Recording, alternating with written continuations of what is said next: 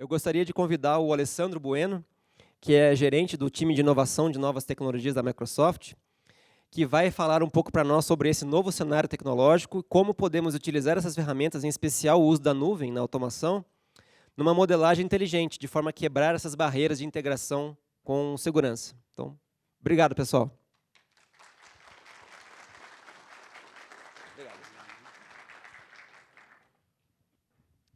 Pessoal, bom dia.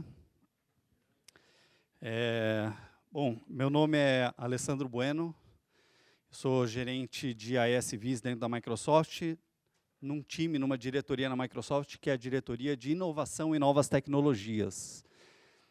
Vim falar um pouquinho para vocês desse modelo de transformação, esse modelo que a gente está passando, mas inicialmente queria agradecer primeiro a presença de todos, queria agradecer o convite do pessoal da Ellipse, e agradecer a parceria que a gente tem junto com a Ellipse. Eu acho que a gente tem grandes frentes aqui para trabalhar e para desenvolver, e que eu acho que vai gerar como benefícios para vocês.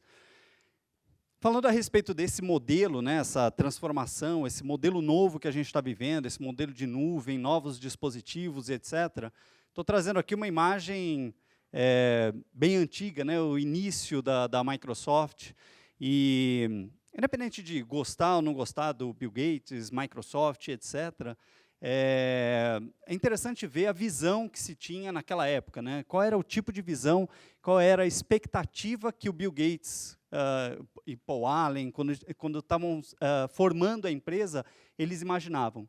Eles imaginavam uma empresa provendo ou criando condições que cada uma das pessoas tivesse nas suas casas ou nas suas empresas um desktop e um computador.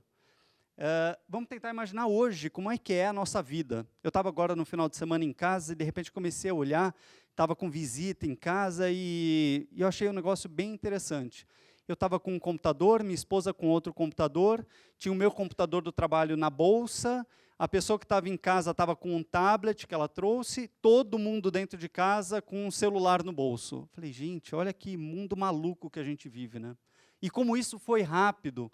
Eu lembro de quando eu entrei na Microsoft, eu fazia algumas palestras e eu perguntava para a audiência quem tinha celular. Aí meia dúzia levantava, outra meia dúzia levantava. É um negócio interessante. Imagina se hoje dá para perguntar isso, numa audiência como essa. Hoje a pergunta é assim, quem tem mais de um celular?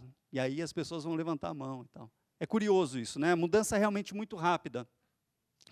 Eu sou de um tempo aqui mais antigo, né? Eu sou de um tempo, vocês não pegaram isso, não viveram essa realidade, mas os meus primeiros computadores, o meu primeiro computador foi um TK-85, né, que você digitava em casa, era um negócio, teve um TK-85. Era bem interessante, né, o desenvolvimento em BASIC, etc., o primeiro modelo de computação, né? Depois a gente evoluiu bastante e partiu para os aplicativos de produtividade, né? Antes de produtividade, né? A gente tem aqui, engraçado isso, né? Você desenvolvia, né, o teu código, o teu joguinho em casa. Os mais jovens, claro, não vão saber o que é isso, né? Mas a gente desenvolvia o joguinho em casa e depois gravava numa fita cassete. Mas para os meus estagiários lá na Microsoft, eu tenho que contar que isso aqui não é um mouse. Eu falo assim, pessoal, isso aqui é um gravador e tal, não é um mouse e tal. Depois a gente evoluiu, né, e surgiram os primeiros aplicativos de produtividade, como esse aqui, que tinha um nome pomposo, né, WordStar, negócio legal, maravilhoso, né, você ia fazer um acento, era um negócio maluco, né, Ctrl não sei o que e tal, entortava todo para conseguir fazer o tal do acento. A evolução foi muito rápida até chegar, claro, né, parte de produtividade com o pacote Office, depois a gente demitiu esse clipezinho que era realmente muito chato, né? Mas isso aqui, essa aqui é uma foto que eu sempre gosto de mostrar, porque ela é bem simbólica. É uma foto meio batida, né? Rodou bastante na internet. Isso aqui foi o anúncio do Papa Bento XVI. Que não faz tanto tempo assim, né? Muitos de vocês acompanharam, né, notícias e etc. E aí, na mesma posição, na verdade, um pouquinho mais para frente, o anúncio do Papa Francisco. Olha a mudança. É impressionante. E uma diferença muito pequena, sei lá, 5 anos ou alguma coisa assim, a diferença muito pequena. Ainda tem gente, né, que leva, né, o tablet, faz foto com o tablet, um negócio horroroso isso, né? Quem quer assistir show não consegue ver, porque o cara está lá, né? Mas tem isso. Até isso aqui é interessante, né? Porque quando você vê essa foto, alguém lá, numa das apresentações que eu fiz, notou que alguém estava com um celular aqui, né? Falou assim, não, mas ó, tem um celular aqui, o cara estava batendo foto. Eu falei assim, cara, ele não estava batendo foto, ele estava procurando sinal, né? Bom, eu acho que o objetivo, né, esse objetivo, que não era só do Bill Gates, era de todos aqueles jovens, né, Steve Jobs, etc., esse objetivo foi alcançado. Então, todas as empresas rodando computadores, a gente com computadores no bolso, a gente agora com computadores no braço, né? Estou usando aqui um Microsoft Band, que calcula quantos passos eu dou, se eu dormi, se eu não dormi, e ainda me traz informações no meu celular. Coisas como, por exemplo, eu estava em casa, eu não ia para o escritório, eu vinha direto para cá, na minha agenda está marcado o meliá, com o endereço, tudo direitinho. Quando deu, sei lá, umas 8 e pouco, lógico, eu marquei para vir um pouco mais cedo, deu umas 8 e tanto, vibrou aqui a pulseirinha no meu braço, estava escrito o seguinte, olha, considerando o trânsito agora, é melhor você sair para conseguir chegar no horário que você marcou aqui na sua agenda. Pô, isso aqui é sensacional. Ou seja, eu estou caminhando com um computador no braço e ele é inteligente para capturar o contexto. Mais importante é o contexto. Ele está pegando ali, ele sabe que eu tenho uma reunião, ele calculou a minha distância, o local que eu estou, e ele já propôs para mim algum tipo de ação. Esse tipo de inteligência, ele começa a estar presente também naquela relação de novas análises de dados, do Big Data, muito do que o Marcelo acabou de apresentar aqui para vocês. A história do IoT, né, isso aqui é IoT puro, né, essa pulseirinha é a IoT puro. E aí a gente passando então por essa transformação. Dentro da empresa, a gente sai desse modelo, que era o modelo client-server. Na verdade não sai, né? A gente ainda vive nesse modelo client-server, mas foi a grande revolução que a gente teve dentro das empresas. Saiu da história do WorldStar para realmente um ambiente onde as áreas conseguiam, pelo menos dentro da empresa, se comunicar, conseguiram interagir. Começamos a ter os primeiros ERPs, começamos a ter os primeiros sistemas para armazenar as informações, para gerenciar as informações de negócio. Depois a gente passa para um próximo estágio, que é um estágio onde a gente avança para um outro modelo de engajamento, onde eu vou começar a interagir mais com o lado de fora com a minha empresa, né, da minha empresa. Então, através de aplicativos, soluções web, a gente começa a ter alguma coisa de mobilidade, mas os sites da internet começam a surgir, o Internet Banking, os primeiros sistemas, o CRM começa a ficar bastante importante dentro desse modelo. O estágio que a gente está agora é esse aqui, que é o estágio de cloud. Ou seja, eu dou o grande salto na minha infraestrutura e começo a passar a minha infraestrutura para o modelo realmente na nuvem.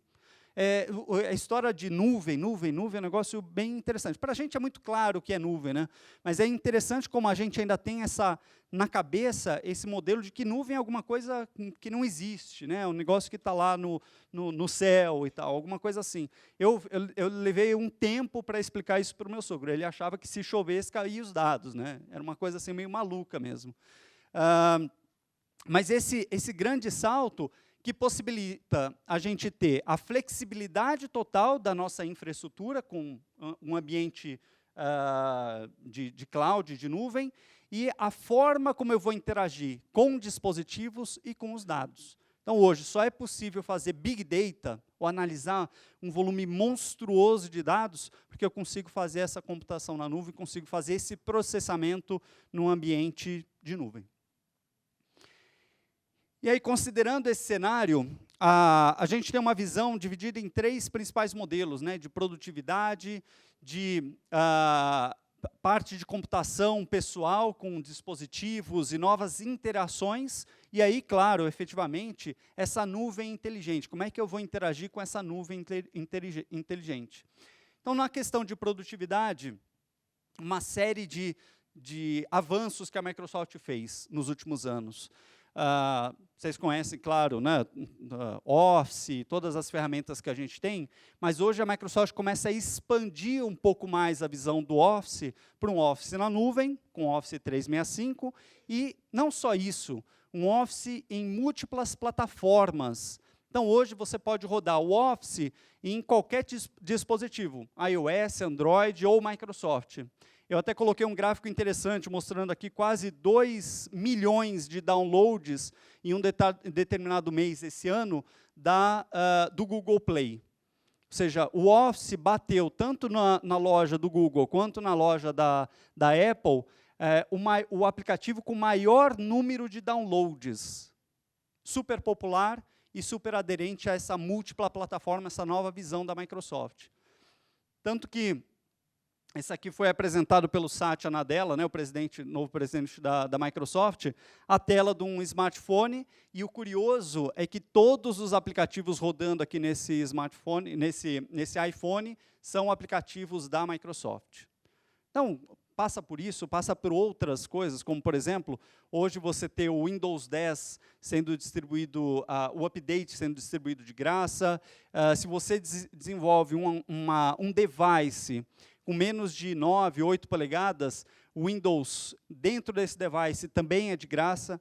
A Microsoft recentemente anunciou uma parceria forte com o Red Hat, como sendo mais um sabor de Linux que a gente suporta dentro do nosso ambiente de nuvem. Se a gente falasse isso há 10 anos atrás, realmente seria um negócio assustador, né? Hoje, uma grande mudança. E outros produtos que estão chegando também dentro desse modelo de cloud e produtividade. Um deles, o Delve. Claro, aí você vai ter Skype, o OneDrive, etc., integrado com outros sistemas, mas o Delve ele é bastante interessante, porque mostra esse ambiente novo dentro das empresas. Ele é um aplicativo que vai não somente trazer os aplicativos, o histórico do aplicativo, conversas, grupos e eventos que você tem, mas ele joga o usuário para o centro das atenções. É bem interessante, um modelo web, não vai dar tempo da gente mostrar aqui, mas ele é um modelo web, a hora que você entra, ele te mostra um mapa do que as pessoas no seu entorno estão fazendo. Então, quais são os aplicativos que eles estão abrindo, que e-mails eles estão mandando, ou te mandaram, ou que te copiaram. É um modelo que você consegue ter na sua rede de conhecimento, ou rede de amigos dentro da empresa, ou as pessoas que você interagiu mais proximamente, quais são as soluções que eles estão trabalhando, ou quais são os documentos que eles estão trabalhando naquele momento. Uma computação mais pessoal, e aí passa, né, desde o mouse até o que a gente tem agora, né, já anunciado, que é o HoloLens. Vou falar rapidinho sobre o HoloLens. Mas é interessante essa nova forma de interagir com as máquinas, né? Esse é um grande salto também que foi dado do modelo computacional. E isso vai passar, a gente fica pensando exatamente no modelo, vamos pegar como exemplo, o Kinect. Que você fala assim, é um negócio para jogo, é voltado para o usuário final, usuário doméstico.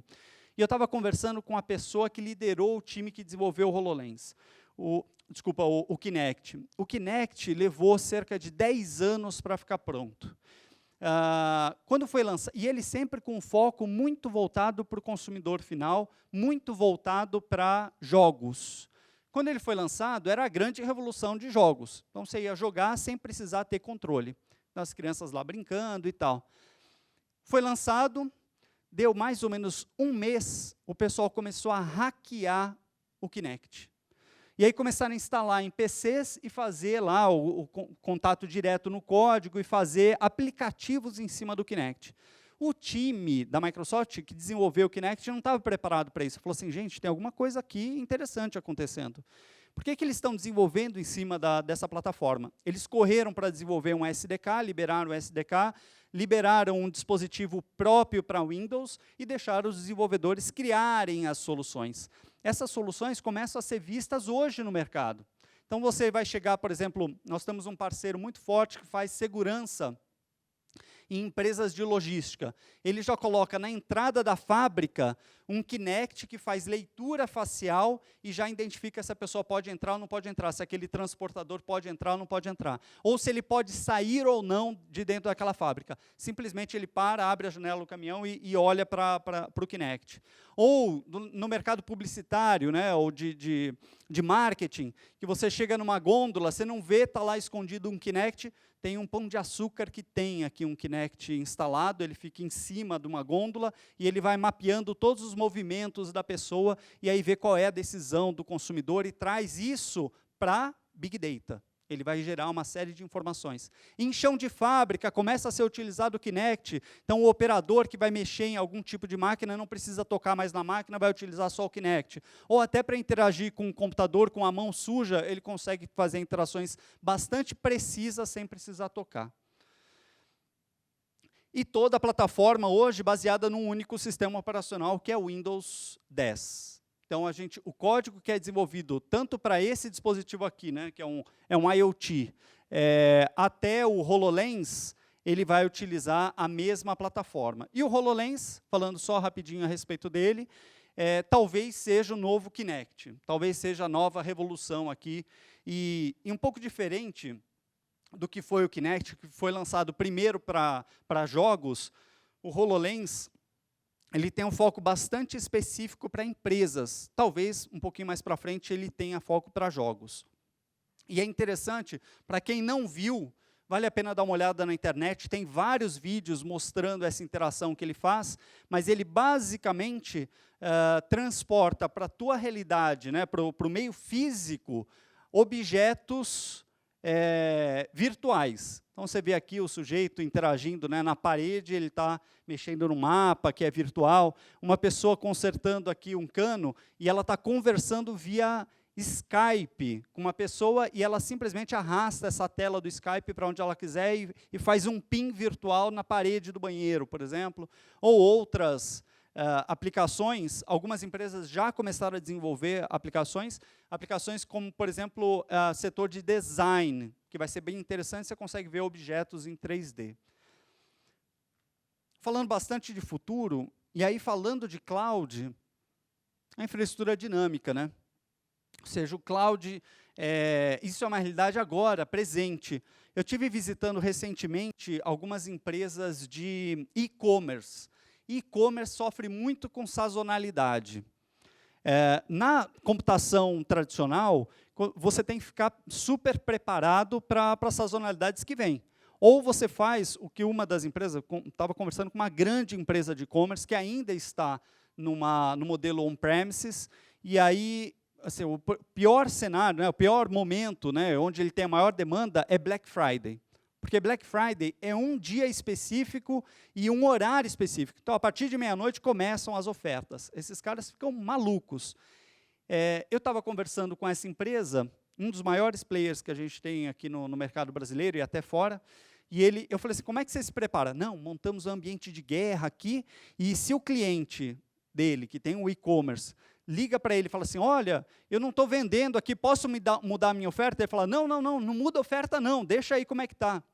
Gente, esse é o pior dos cenários. O cara está perdendo dinheiro, ele não pode mudar a oferta dele no site, porque se ele mudar a oferta, talvez o servidor que está rodando ali não consegue suportar.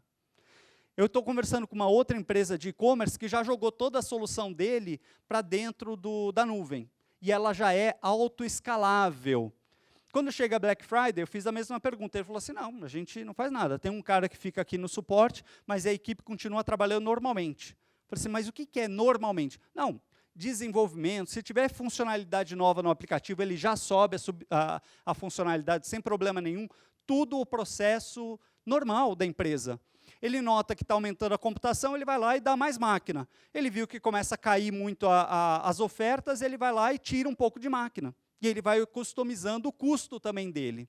Bem interessante o modelo, deixou essa empresa super competitiva. O que vai acontecer? Esse cara que está na computação tradicional, se ele não se ajustar de forma rápida, ele não vai conseguir sobreviver. Porque toda vez que ele precisar um Black Friday, ele vai ter que comprar uma máquina nova e colocar uma máquina nova lá para sustentar o Black Friday. Ele não vai conseguir ter essa demanda. Passou o Black Friday, ele fica com uma máquina ociosa lá, dentro do parque dele. Mostrando aqui, né, essas empresas, várias empresas reinventaram esses negócios. E aí eles colocaram desafios para as outras empresas. Então você tem, por exemplo, hoje o mais falado é o Uber, né? Então, o Uber está dando desafios. A gente tem aqui cenário em São Paulo e tal, mas eu tive agora, recentemente, nos Estados Unidos, e a questão está sendo muito debatida lá. O americano gosta de ter esse mercado aberto, não tem as mesmas restrições que a gente tem, mas algumas empresas que levam o selo Yellow Cab estão fechando. Elas estão fechando, falindo, por conta da concorrência com o Uber. E o dinamismo do Uber foi possível através de cloud, através de nuvem. Outros casos, né? Barnes & Noble com a Amazon. Quando a Amazon começou a vender os livros online, a Barnes & Noble simplesmente decaiu muito, muito, muito. Eles conseguiram recuperar um pouquinho agora, mas eles realmente não conseguiram mais ter o mesmo desempenho que eles tinham lá atrás. E, para quem claro, né? Para quem é mais novo não vai lembrar, mas existia um negócio aqui chamado Blockbuster, com fita que você ia lá e alugava e colocava no videocassete, depois tinha que rebobinar, levar de volta, né? Esse cara aqui realmente quebrou, né? Ele simplesmente deixou de existir depois dos desafios que ele teve com Netflix e outros serviços de streaming, possibilitados pela nuvem. A gente falou um pouquinho, né, o Marcelo comentou um pouquinho de IoT, e dentro desse modelo, essas empresas que estão chegando, e os ISVs, né, Ellipse e outras empresas, estão trazendo esse cenário, estão trazendo essa inovação para dentro do mercado. Então, a inovação como, por exemplo, aqui tem um caso interessante, que é o caso das vacas conectadas, onde uma empresa desenvolveu uma solução, e é um misto, né, de cenários de negócio tradicionais, vamos pensar um chão de fábrica, etc., que é super tradicional, com modelos computacionais super modernos. Ele aplicou Big Data e IoT no rebanho. Então, ele conecta, por exemplo, as vacas e, dependendo do padrão de caminhada das vacas, ele consegue identificar se ela está no momento fértil ou não. Isso garantiu uma maior produtividade para esse agricultor, para esse pecuarista. Outros cenários, né? Carro, né? Carro é um negócio que, putz, evoluiu pra caramba no design, evoluiu na aerodinâmica, mas se você for pensar mesmo, o carro não evolui. Ele não evolui. Há quanto tempo existe o mesmo modelo? Agora se discute outras coisas. Se discute o carro sem motorista, se discute outros modelos de carros aqui, né? Não só esse modelo do motorista tradicional. Mas isso é possível porque eles estão utilizando também soluções de ISVs, essas soluções conectadas à nuvem. Estou trabalhando com uma empresa aqui no Brasil que está fazendo o controle de frotas lançando satélites a meia distância. É um negócio super interessante, né? Ele lança o satélite, vai fazendo um mapeamento, ele tem 20 e poucos satélites na nuvem, o satélite vai caindo, né, a cada 5 anos, mais ou menos, ele vai só repondo esse satélite e ele vende esse serviço para gestores de frota. É um modelo realmente bastante interessante, tudo baseado na nuvem. Agora, estou mostrando aqui o cenário, nossa, esse aqui é o grande, eu até provoco aqui casos que são extremos, né? Será que minha empresa vai deixar de existir, etc. Isso aqui são casos extremos. A realidade que a gente tem hoje é uma realidade um pouco diferente, a gente está no modelo de transição. Primeiro, eu falei da nuvem, a nuvem é um negócio super sério na Microsoft, e a Microsoft está investindo milhões nisso, né? E a nuvem existe. Aqui vocês estão vendo, é um data center, um dos data centers da Microsoft. Esse aqui é um dos grandes que a gente tem, fica em Quincy, lá no estado de Washington, e traz já modelos de data centers completamente modernos, baseados em containers. Um negócio bem interessante. Então, chega o container, ele para lá, já está com todas as máquinas plugadas, tem 3, 4 cabos que conectam. Eu tive com alguns clientes dentro desse data center, é impressionante, assim, o tamanho assim, é monstruoso, monstruoso, assim, um galpão, é um negócio realmente impressionante. E um cliente comentou, falou assim, não, mas isso aqui é interessante, mas como é que você faz o sistema de se pegar fogo? Ele falou, não, tem aqui um sistema de água e tal. Falei, cara, mas água, você vai queimar todos os servidores, porque tem agora um sistema de gás, um sistema de não sei o que e tal, bloqueia o oxigênio. Pô, imagina, bloqueia o oxigênio, o sujeito está lá dentro, morre, né? Não tem outro jeito. Se não for queimado, é sem ar. Ele falou, não, é água. O custo baixou tanto dos servidores, isso aqui está tudo replicado em algum outro lugar, que se pegar fogo, joga água, pega o servidor, joga fora, coloca um novo, sem custo adicional para o cliente. Um modelo realmente bem curioso. A gente está em cerca de 19 regiões com data centers e modelos computacionais, muito mais do que a Amazon e o Google somados, ou seja, a Microsoft está investindo muito pesado dentro desse modelo. Mas, como eu estava falando, o modelo é modelo de transição. Eu provoquei vocês ali com alguns cenários, que são cenários mais extremos, né, de empresas fechando, de modelos de negócio mudando. A gente vai continuar tendo esses cenários, mas hoje a gente está passando por um modelo de transição que vai de um cloud que é on-premises, baseado numa infraestrutura própria. A gente ainda vai conviver muito com isso, até porque você tem cenários de aplicativos muito complexos ainda, uma base legada realmente muito grande, toda baseada num data center próprio. Fora isso, a gente ainda tem questões de conformidade regulatórios em vários países. Você pega setor financeiro e etc., eles ainda têm que ter alguma parte dos seus sistemas em servidores físicos dentro da empresa. E aí, claro, né, você tem algumas empresas que ainda preferem ter o gerenciamento da infraestrutura. Não é simplesmente ter a infraestrutura, mas o gerenciamento sobre essa infraestrutura. Para o outro extremo, para aquelas empresas que já estão movendo diretamente para PaaS e IaaS, a vantagem de alta padronização, ou seja, você padroniza o teu software para todas as máquinas. Se você fizer um update, esse update vale para todas as máquinas, para todos os seus usuários consumindo o seu aplicativo. O aplicativo todo baseado no modelo SaaS ou numa infraestrutura de PaaS. É o que eu sempre comento, por exemplo, um bom exemplo disso é o próprio Netflix, né? Você liga a sua TV, a sua Smart TV, se tiver um update, ele automaticamente faz o update. Imagina, são todas as máquinas do mundo rodando no Netflix que fazem o update daquele software. É o modelo SaaS que eles utilizam. E aí você tem uma menor ou não interação com aquela infraestrutura, ou gerenciamento daquela infraestrutura. É um custo a menos dentro da empresa. Tá? Nesse modelo, a Microsoft está preparada, talvez, sendo bastante realista, acho que a empresa mais bem preparada para fazer essa transição do modelo on-premises para o modelo cloud. No modelo híbrido, trabalhando com softwares de gestão. Então, System Center e etc., controlando aí os modelos de máquina que a gente tem. Então, partindo desde ter todo o teu aplicativo, ou toda a tua solução na nuvem, uma parte dessa solução na nuvem, uma parte dentro de casa e uma parte dentro de um service provider, por exemplo, e fazer toda essa triangulação. Eu tenho vários cenários desses em empresas brasileiras, utilizando o nosso data center aqui no Brasil, o data center do Azure, utilizando uma parte do data center lá nos Estados Unidos, porque em alguns casos eles querem utilizar máquinas que só tem lá, ou tamanhos de máquinas que só tem lá, utilizando um service provider, um Equinix, por exemplo, aqui no Brasil, para fazer algum tipo de processamento e ainda com data center próprio. Como é que você gerencia tudo isso? Como é que você faz essa cloud funcionar? Então, algumas soluções a gente já tem para suportar esse cenário. E aí, claro, né, dentro desse modelo, uma preocupação grande é disponibilidade, o quanto disso vai ser disponível.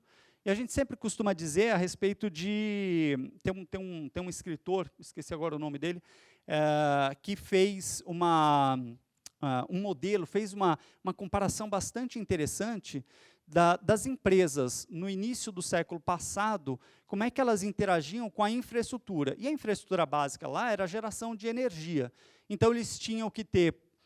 eles não confiavam na energia que vinha de fora, e eles botavam a empresa dele, a fábrica, próximo de um leito de rio, para poder gerar energia eles próprios.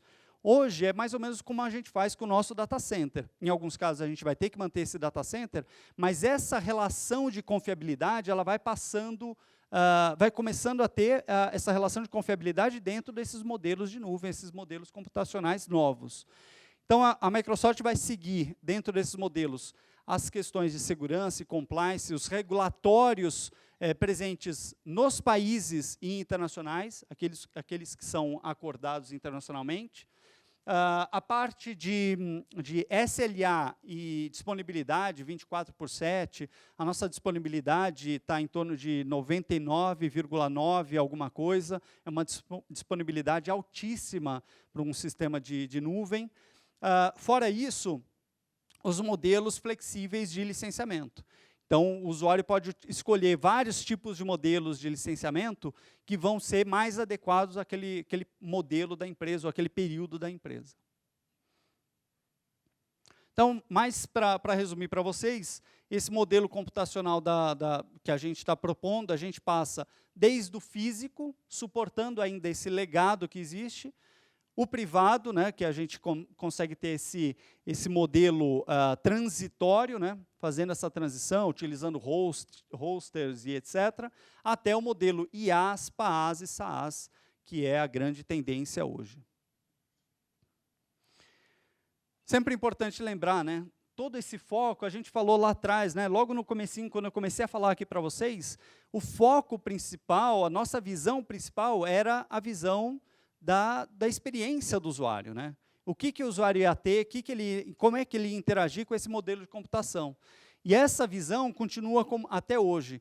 Então, o modelo de experiência que a gente quer prover para os usuários, seja ele o desenvolvedor, seja ele a empresa que vai usar os serviços, continua sendo um dos principais pontos que a gente traz de perseguição dentro da Microsoft, né? Como é que eu consigo garantir um modelo que seja escalável e, ao mesmo tempo, produtivo para empresas e usuários.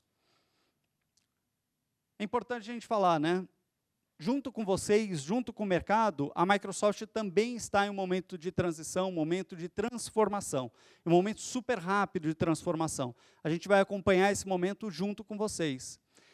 A gente tem como principal meta ter o sucesso junto com essas empresas e trabalhar junto com as empresas. Hoje, no modelo de nuvem, se eu não garantir a maior eficiência para os meus clientes, nem Microsoft, nem os clientes sobrevivem nesse mercado.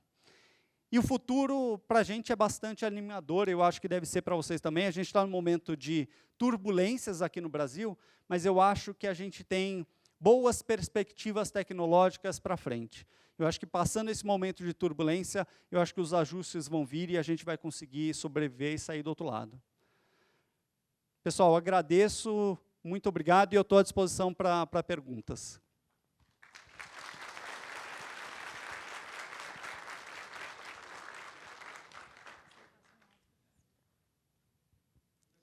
Oi.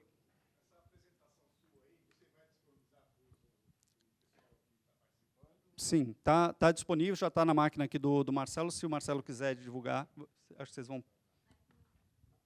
Pessoal, todas as apresentações do ElipseTech, a abertura, tudo vai estar disponível depois no YouTube. A gente está filmando todas as palestras. E a exemplo do ano passado, depois a gente vai colocar à disposição de vocês vão poder assistir novamente, enfim. Ok? Na filmagem vão ter todos os slides, a gente faz uma edição, então vai estar disponível. Legal. Mais alguma pergunta? Oi.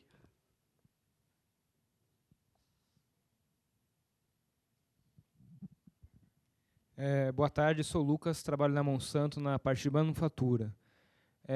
Aqui o conceito de cloud eu acho que está bem claro, né? Para a parte business, né? ERP, né? Financeira e custos das empresas. Para a parte de manufatura, né? A gente vem notado também uma certa movimentação para cloud manufacturing. Como a Microsoft tem se preparado, ou ela tem algum certo investimento para cloud, para a manufatura também, tradicional, para chão de fábrica? principal ponto, acho, é como a gente interage com os parceiros e como é que a gente monta a nossa infraestrutura. Então, a Microsoft ela confia muito no ecossistema de parceiros. O conhecimento específico dentro de uma indústria, a gente depende de parceiros como a Ellipse trabalhando junto com a gente. O que a gente vai trazer é desses parceiros, ou da indústria especificamente, quais são os feedbacks relacionados à infraestrutura que a gente poderia implementar. E aí surgem os serviços que aparecem dentro de um Azure, por exemplo. Você pega o setor de vídeo, eu falei um pouquinho aqui de Netflix, etc. O setor de vídeo precisava de demandas muito específicas de encoding, decoding, etc. Foi disponibilizado uma série de serviços dentro do Azure para esse tipo de solução. Mas quem vai desenvolver especificamente é quem é especializado naquela indústria. Então, ele vai pegar esses componentes e fazer o seu produto, ou fazer aquela sua solução. A mesma coisa acontece, por exemplo, hoje se fala muito em aplicativos, né? Então, qualquer solução, você fala assim, mas vai rodar num smartphone? A mesma regra funciona aqui. Então, a gente desenvolveu lá o App Services do Azure, e aí ele entrega uma série de serviços para todos os celulares. O aplicativo que eu vou rodar lá, é a minha empresa que vai definir. Ou a empresa que desenvolve soluções é que vai definir. Se tiver uma empresa voltada em manufatura, ela vai poder desenvolver soluções usando esses app services que já estão disponíveis na nuvem. E aí ele vai fazer redirecionamento de informações, vai fazer input, output de dados para todos os celulares, todos os modelos celulares, né? Ou seja, a nossa visão é, como é que eu entrego isso para Windows Phone, como é que eu entrego isso para iPhone, como é que eu entrego isso para Android. Mais alguma dúvida? Oi, mais uma ali.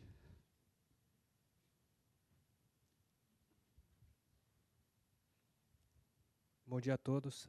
Eu gostaria de saber se a Microsoft está investindo ou tem algum investimento fora da Microsoft ou alguma coisa no mercado para ERP na nuvem. Se existe já alguma grande expectativa para você tirar esse processamento de dentro das empresas, que é grande, é um processamento muito parrudo, vamos dizer assim, e que a gente pode ter uma perspectiva para ter isso em nuvem no futuro.